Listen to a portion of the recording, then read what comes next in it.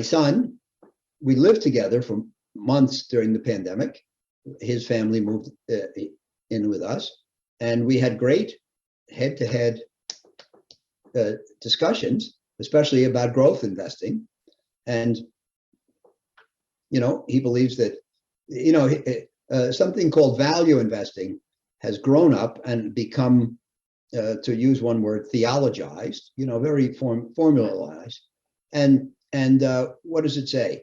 It says that, well, the value investor invests rather in mundane companies, usually slow growing. Usually, because they're slow growing, a lot of the merit is here in the present. Not too much of the argument depends on what exists in the future. Thus, they're predictable, quantifiable,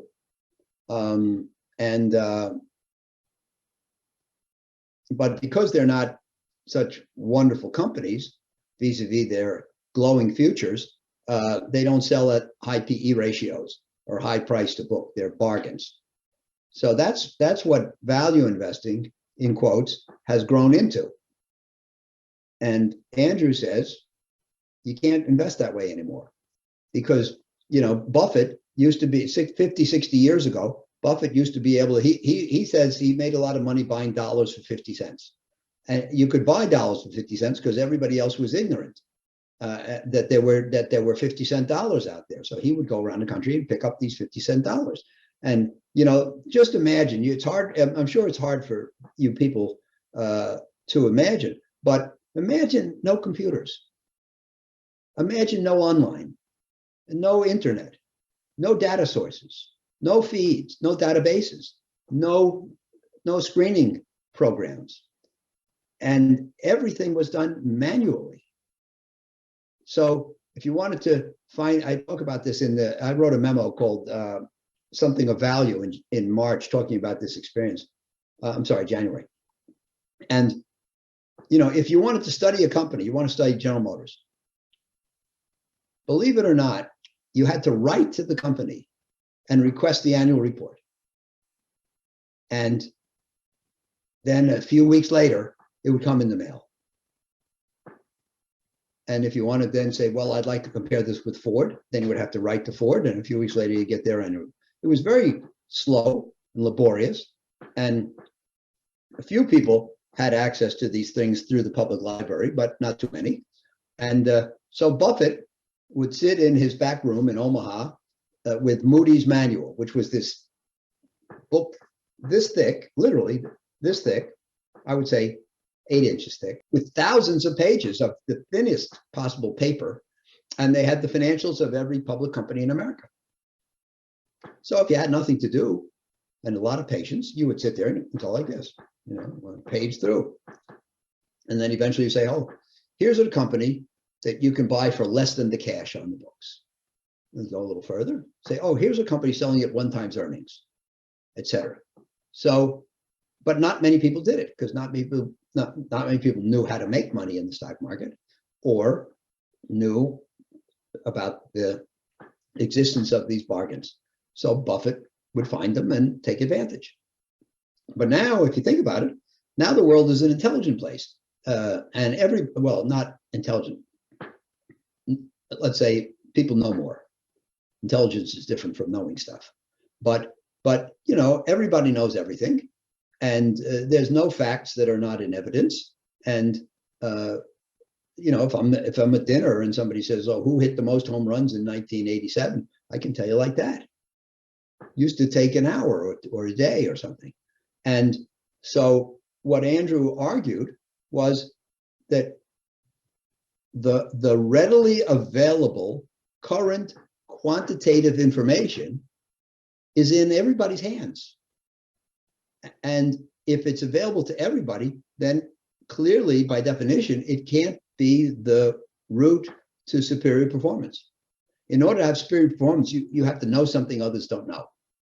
You have to either have facts they don't have, and the SEC has the goal of making sure everybody has all the same facts, or you have to have a superior ability to interpret that. But chances are you're not the only smart person who's trying. So it's not even clear you can get an edge that way. So Andrew says you can't base investment success on currently available quantitative information. it has to be, your superiority has to come through either a better understanding of the qualitative information, which by definition, in my opinion, by definition, can't be the result of an algorithm, or superior insight with regard to the future. And that's what the memo is mostly about. And, you know, there's a great quote from Buffett. He says, we are not growth investors or value investors, we're investors. And so the trouble is when things get labeled, then they get narrowly defined. You have to, I think, to be an investor in the coming decades, you have to be broad-minded. And you have to say, I'll buy anything at an attractive price. And, you know, so for the last 30 years, investors, value investors have been saying, we don't buy fast-growing companies, we don't buy tech.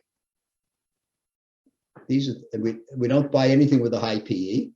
But what can you buy today that's not reliant on tech?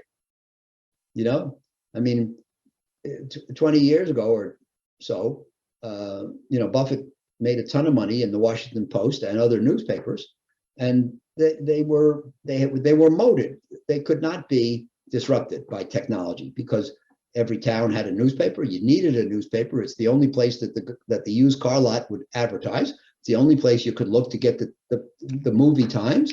It's the only place that employers could advertise jobs they had available. And the newspaper from the next town wouldn't do because they didn't have the locally relevant information. So each newspaper had a moat and was defensible. And then guess what? The internet came along. And on the internet, you can find all the jobs in your town and the next town and the next city and the next country. You don't need a newspaper anymore for that. And the newspapers have been horribly disrupted. And, you know, many of them struggling. They got a life preserver when Trump became president because he was so controversial that people were reading the newspapers more. But other than that, it just shows you that there's very little which is immune from technological influence. So, so the argument is you have to be broad-minded. You can't say we do this, but we don't do that, and you have to be rather than buying mundane companies at low prices, you have to be open to buying good companies at high prices. And you know, Buffett. There's another quote where Buffett says something like, you know,